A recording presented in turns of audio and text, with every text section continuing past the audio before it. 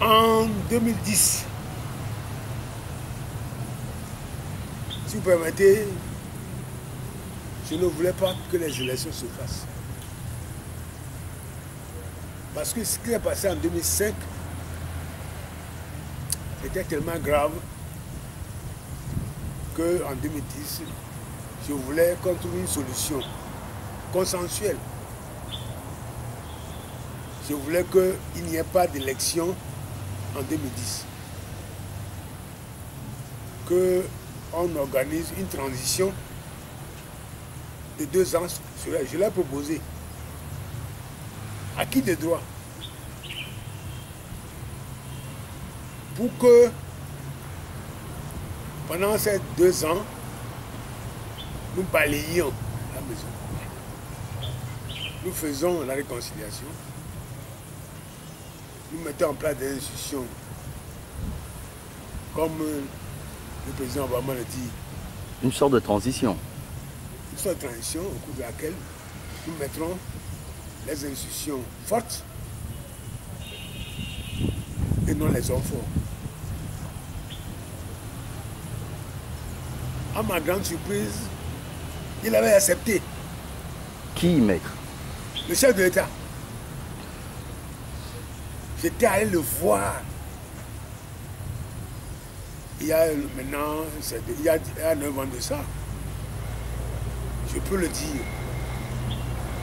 J'étais allé le voir.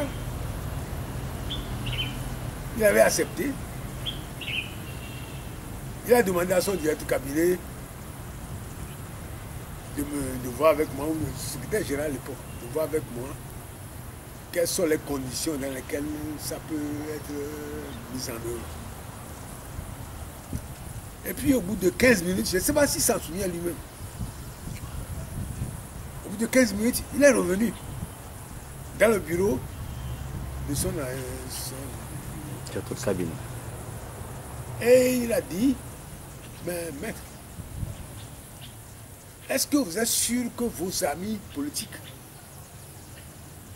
allaient accepter ce que vous posez là? Est-ce qu'il ne faut pas dire que c'est parce que je ne veux pas quitter le pouvoir qu'on va me battre, que je veux faire 2 ans de plus? Ce qu'il avait dit était pertinent. J'ai dit, bon, Monsieur le Président, je vais aller voir. Je suis allé, j'ai pris contact avec certains responsables de l'opposition. On m'a insulté. Non, je dis, on m'a insulté. Qui, maître? Qui vous avez insulté? Certains responsables de l'opposition. On m'a dit, nous allons balayer le pouvoir qui est en place. Et toi, tu veux le garder encore pendant 2 ans? On va organiser ça, nous allons balayer ce pouvoir. Hein? Je dis, vous allez balayer? Je dis, oui, nous allons le balayer. On dit, ne dis plus jamais ça. Nous ne parle plus jamais de transition pour que nous puissions, que l'autre reste. Je suis allé lui faire dire que mes amis ont refusé. Il a organisé les élections en 2010. Vous avez vu ce que ça donne, non? Vous avez vu? Ce qui devait se passer, c'est passé.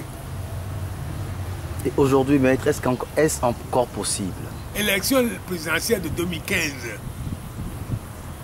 Là, c'est le summum de la bêtise. Quand je dis bêtise, je pèse mes mots. De la bêtise juridique et politique. C'est-à-dire? 2 chefs d'État étaient à Lomé pour conseiller à la CENI ce qu'il doit faire pour que rapidement les résultats sortent. Souvenez-vous, à ce moment-là, il n'avait dépouillé que 13 circonscriptions sur 30 et quelques. On leur a demandé de travailler d'arrache-pied jusqu'au matin pour être capable de livrer des résultats le matin. Donc de boire du café. Pendant que les chefs d'État étaient en train de partir, ils ne sont pas encore partis. Pendant que les membres de la CENI étaient en train de revenir à la CENI, pendant que le président Tabiou était lui déjà là, des hommes cagoulés, en armes, étaient allés dans le bureau du président pour l'obliger à proclamer des résultats. Et ce sont les résultats auxquels vous avez assisté en 2015, au cours desquels le président Tabiou tremblait, il ne savait même pas comment il devait lire cela. Il ne tremblait pas seulement, hein. Il transpirait la peur. Et ce sont ces résultats que nous voulons organiser de nouveau. Actuellement, vous savez comment ça se passe. Le chef d'État et les siens veulent faire un 4e mandat. La majeure partie de la population, les partis politiques d'opposition, ne veulent pas. Alors, ce qui va se passer, je ne sais pas.